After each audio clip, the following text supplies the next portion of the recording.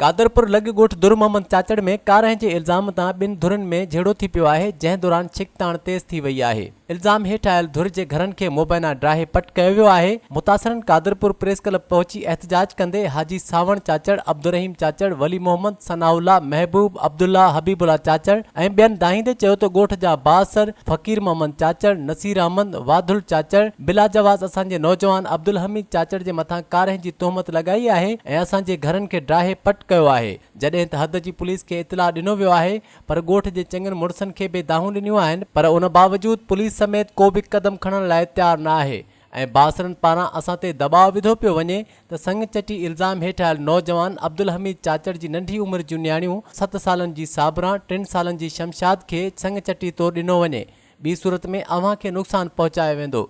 एहतजाज कंदड़नि SP Ghotki, DIG Sukkur समेत वस वारनि खां इंसाफ़ ऐं तहफ़ुज़ जो मुतालबो कयो आहे। शाबान तलाई, काश न्यूज़, कादरपुर।